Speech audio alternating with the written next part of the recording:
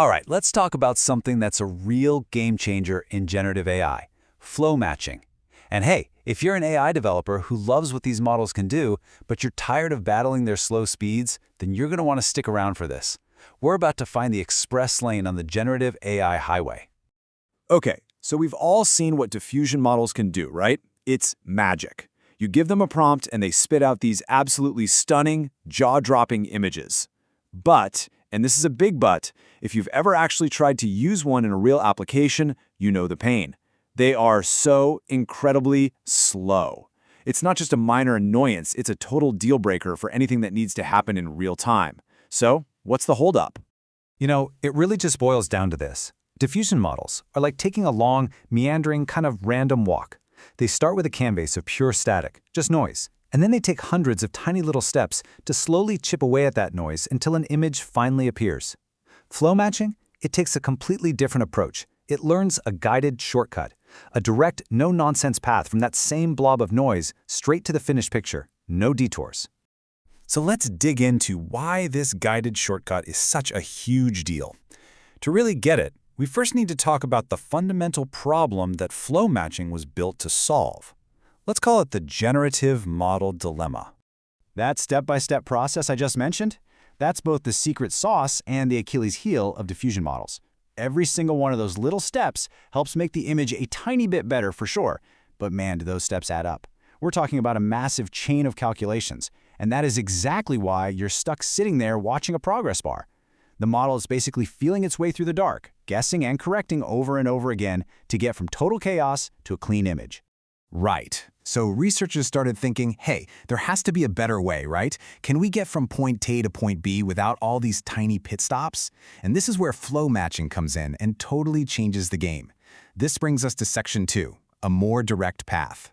And honestly, the superhighway analogy is perfect. Think about it. If diffusion is like trying to get across a huge city by taking only side streets and hitting every single red light, flow matching just builds a 6-lane superhighway straight through the middle of it all. It learns this incredibly smooth, continuous flow that just zips any point of noise directly to its final destination. So, the core technical idea behind this is something called a probability path. Just picture a timeline that starts at time 0 and ends at time 1. At time 0, all you've got is noise, like static on an old TV. At time 1, you have your perfect final image. Now, both diffusion and flow matching models make this journey from 0 to 1. The huge difference is that flow matching learns a way more direct route to get there. So how in the world does a model learn to build this superhighway? Well, here's the really clever part. It doesn't actually memorize the entire road. It just learns the directions for navigating it. Let's get into how that works in section 3, learning the velocity field.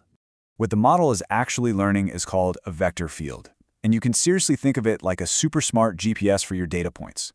For any point, at any moment in time on its journey, this vector field tells it exactly 2 things: which direction to go and how fast to move.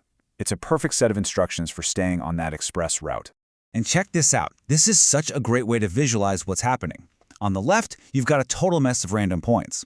But because the model has learned the vector field, it acts like a perfect guide. It just smoothly flows each of those points through all the complex turns of the maze until they form the solution on the right. There's no guessing here, no trial and error. It's one smooth, precisely calculated journey. Okay, for all the developers watching, this next part is where the real magic happens. It's a trick called conditional flow matching, or CFM. The key phrase to remember here is simulation-free. Instead of having to simulate these really complex, computationally expensive paths during training, CFM lets the model learn the entire global vector field just by looking at simple straight-line paths between a single noise sample and a single data sample. It is an unbelievably efficient way to train. And that incredible training efficiency, it unlocks what might be the single most powerful feature of flow matching, the ability to find and use the absolute best, most optimal generative paths. Which brings us to section 4, the optimal transport advantage. See, here's the thing. Diffusion models are kind of locked into one way of doing things, one fixed process. Flow matching, though, is way more versatile. It can be trained on all sorts of different path types, including paths that are mathematically proven to be the most efficient. This flexibility is what allows us to tap into a powerful concept called optimal transport. This quote here just nails it. Optimal transport is all about finding the most efficient way to morph one distribution of points into another, basically minimizing the total travel distance. And a key property is that on these optimal paths, the lines don't cross. They're clean, they're direct. So what does that mean for you as a developer? It means fewer headaches. It means more stable training, less randomness, and yep, significantly faster sampling. And here's the payoff, right here in the numbers. This chart shows the number of function evaluations, or NFE, which is basically just how many steps the model needs to take to generate a high-quality sample. A typical diffusion model might need 200 steps, but a flow-matching model trained with these sleek, optimal transport paths, it can get the same quality in just 80 steps, or sometimes even fewer. That is a massive reduction in compute.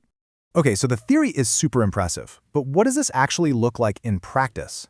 Let's take a look at flow matching in action. One of the coolest things about flow matching is its geometric flexibility. What you're seeing here is a variant learning a generative path right on the surface of a sphere. This isn't a flat 2D image. That's a really tough problem for most traditional models, and it opens up all kinds of new possibilities in fields like physics or computational biology, where data often exist on these kinds of curved surfaces.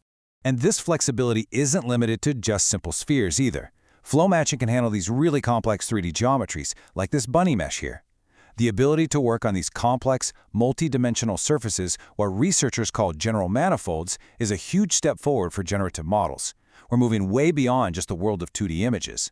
And let's put a hard number on that speed. Because of the simulation-free training method, on a pretty simple shape like a torus, flow matching can absolutely blaze through over 100 training iterations per second. Compare that to a traditional approach, where you'd be lucky to get just over 6 iterations per second. That's not just a little bit faster, that is a whole different league of performance. But here's the crucial part. All this speed and all this flexibility doesn't come at the cost of quality. Not at all. These samples here are from a flow matching model trained on the notoriously difficult ImageNet dataset. The results are state-of-the-art. It proves that with flow matching, you can have both rapid generation and high-fidelity results. You don't have to choose.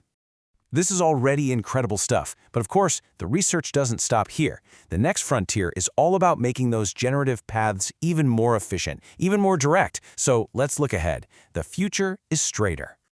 The latest cutting-edge research is pushing this concept even further with methods like multi-sample flow matching.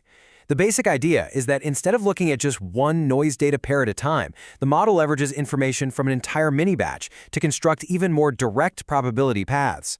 The result is a more stable training process and an even more efficient final model. And you can literally see the benefit of these straighter flows right here. These images were generated in a very small number of steps, yet they are remarkably consistent and high quality. That is a direct result of having a more efficient, less curved generative path, and it makes top-tier generation possible even if you're on a tight compute budget. And this brings us to a final, compelling thought. For a long time, generative AI has been all about that random walk, a slow, stochastic process.